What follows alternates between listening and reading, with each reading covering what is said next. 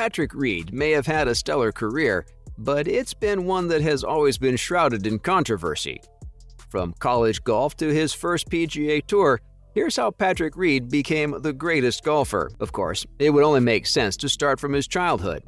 He was perhaps always destined to be a golfer. Maybe from the minute his dad gifted him a set of plastic golf clubs. When Reed was just 9 years old, he started training with Peter Murphy, living on a ranch in Texas. The routine was simple: play, eat, sleep, and then do it all over again. Well, this hole, there's only 2 birdies on this hole today, the 10th hole. It's big, 496. You got a layup short of that water, about 310. Well, this could be the 3rd birdie. Look at this shot. Hold it, hold it. Oh, beautiful. Even though a stormy cloud of controversy followed Reed wherever he went, Murphy remembers Reed as a good kid. It wasn't long before he became a dominant player locally, regionally, and even nationally, and he made sure he put his skills to use. He kept winning, even when he went up against older boys. When Patrick's family moved to Louisiana, he found himself at the University Lab High School in Baton Rouge, and he was definitely the talk of the town. Everyone knew he had competed all over the country, and University was counting on him to win a state championship. He was unapologetically fearless and had more faith in himself than anyone else did. His teammates at University remembered how he'd never backed down from a challenge. It was scary how fearless he was. One of Patrick's teammates, Bonson, recalled the challenge that Patrick took up. Bonson remembered how he felt good about a shot he made. Patrick praised him and proceeded to make a better shot on his knees. Reed helped University win a state championship in 2006 when he was merely a freshman. This was the same year he won at the Junior British Open. The following year, he secured an individual state title and helped his team get their second one. The kid was an unstoppable force. His coach, Crespo, recalled how Reed was cocky enough to think he'd win every time he stepped to the tee. Let me tell you that 99.9% of the time he did. Even during high school, Crespo recalls that Patrick was the nicest kid in the world. It's shocking to hear him being described as polite and mature. I guess his downfall began when he started college. He was recruited by the Georgia Bulldogs, but them signing him on proved to be anything but a victory. In late 2008, Patrick was found intoxicated on campus, and he also possessed a fake ID. He got arrested and pleaded guilty to the misdemeanors, but this wasn't that big of a deal. I mean, just think about how many underage kids drink with a fake ID. It's all part of growing up. However, the arrest showed the disconnect between the immature child and his obligations as a representative of an athletics program. In short, it showed that he was just a kid, which wasn't a great look for his career. Talking about the incident later, Reed said that it taught him a lot and was a blessing in disguise. It was really a wake-up call for him as he realized he needed to stay focused on his goals if he wanted to be successful. But ultimately, Georgia coach Hawk said that Patrick wasn't a good fit for the team. The arrest may have been one reason, but the coach refused to share others. What followed was a free agent chase, and one recruiter came out on top. It was Coach Gregory from Augusta State. His pitch was simple: the big school experience didn't work for you, so give it a shot at a small school back home. But Reed certainly didn't settle in with his new team. His teammates could hardly stand him, and his coach was starting to wonder whether he was worth even half the trouble he was causing. But Gregory had to take that gamble because he really needed Reed to make his team shine. Hawk already had many star players on his team, so he didn't mind letting go of Reed, but he did warn Gregory that Patrick was a wild colt that needed to be tamed. He told the Augusta coach that Patrick needed constant monitoring, but at the end of the day, he was good at his game.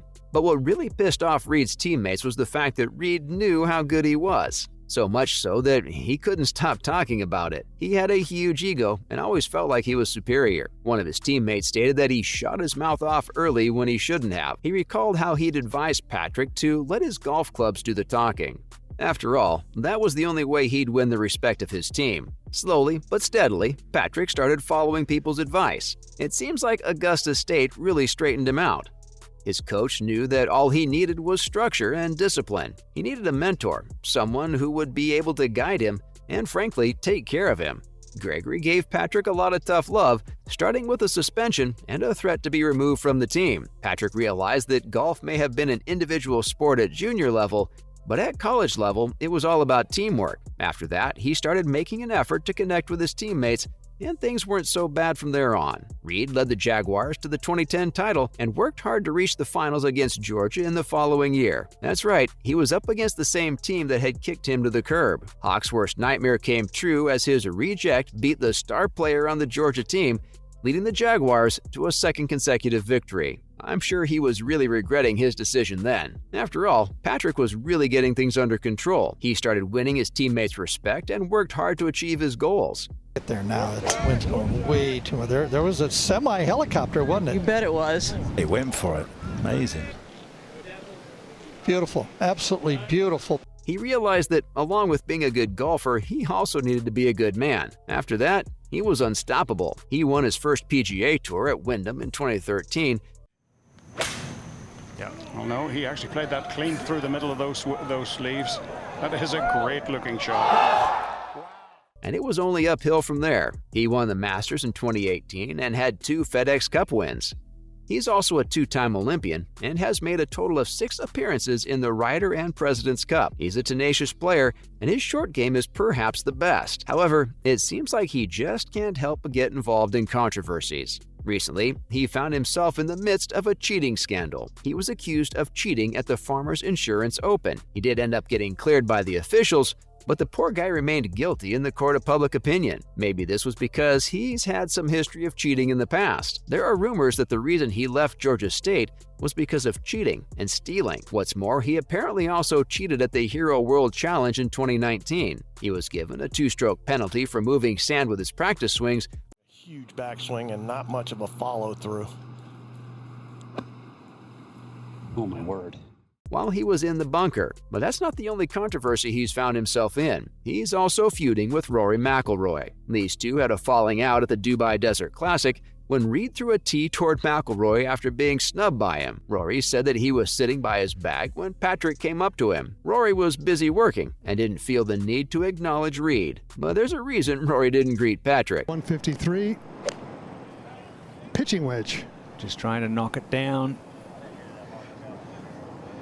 And this is what Nick was talking about before, Peter. Yeah. If it just feed it off that little ridge, that was well done. And we're going to be talking helicopter follow-through because he came in well left. Kind of a semi after he, well, that is a curve right there. That's bubble-like. Beautiful.